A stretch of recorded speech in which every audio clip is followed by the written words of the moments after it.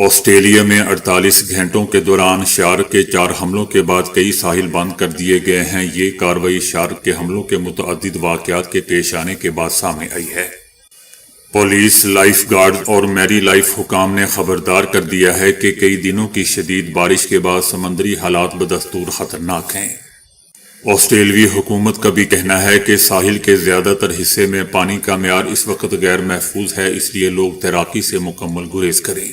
اس سے پہلے دوستو، اتوار کی دوپہر نیلسن پارک کے قریب ایک 12 سالہ لڑکا شارک کے حملے میں شدید زخمی ہو گیا تھا۔ ڈی وہائی بیچ پر بھی ایک 11 سالہ لڑکے پر شارک نے حملہ کیا، لیکن خوش قسمتی سے وہ محفوظ رہا اور اسی دن ایک 27 سالہ شخص کو بھی شارک نے کاٹا، جسے نازک حالت میں ہاسپٹل منتقل کیا گیا تھا۔ مختلف ساحلوں پر شارک کے حملوں کی اطلاعات موصول ہونے کے بعد حکومت نے تمام ساحل کم از کم جمعرات تک بند کر دیے ہیں۔ صدر ٹرمپ نے کہا ہے کہ اگر ایرانی حکومت نے میری جان لینے کی کوشش کی تو ان کے ملک کو تباہ کر دیا جائے گا۔ امریکی میڈیا کو انٹرویو کے دوران جب صدر ٹرمپ سے ایران سے ملنے والی دھمکیوں سے متعلق سوال کیا گیا تو ان کا کہنا تھا کہ میرے خیال میں وہ ایسا کچھ نہیں کریں گے، تاہم میں نے اس حوالے سے ایک نوٹیفیکیشن پہلے ہی تیار کر رکھا ہے۔ اگر ایران مجھے مرواتا ہے تو امریکہ ایران کو مکمل طور پر تباہ کر دے گا۔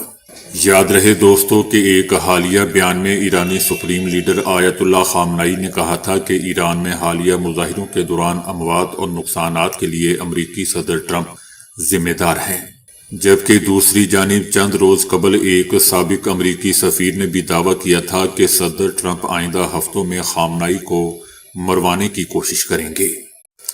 ترکی نے اپنی سرحدوں خاص طور پر شام اور ایران کے ساتھ کردوں اور دیگر عسکریت پسندوں کی دراندازی روکنے کے لیے دیواریں بنا رکھی ہیں۔ کرد مظاہرے اکثر کردوں کے حقوق کے مطالبے یا شام میں کرد فورسز کے خلاف ترک کارروائیوں کے رد عمل میں ہوتے ہیں، جس میں مظاہرین کرد پرچم لہراتے اور نعرے لگاتے ہیں۔ ترکی نے یونان کی طرف سے اپنی سرحد پر تعمیر کردہ دیوار کو شرمندگی کی دیوار قرار دیا ہے، جسے تارکین وطن کو روکنے کے لیے بنایا گیا ہے۔ حالیہ دنوں میں ایران میں جاری کریک ڈاؤن کی وجہ سے بہت سے ایرانی شہری، جن میں کرد بھی شامل ہیں، ترکی کی سرحد عبور کر کے احتجاج کر رہے ہوتے ہیں، جسے کرد حامی مظاہرین سے جوڑا جا رہا ہے۔ کرد حامی مظاہرین کا سرحد کی دیواروں سے تعلق دوستو اس تناظر میں ہے کہ یہ دیواریں کردوں کی نقل و حرکت کو روکنے، کرد عسکریت پسندوں کو کنٹرول کرنے اور تارکین وطن کے مسئلے سے منسلک ہیں، جبکہ کرد مظاہرین ان دیواروں اور سرحدی اقدامات کی مخالفت میں یا اپنے حقوق کے لیے احتجاج کرتے رہتے ہیں۔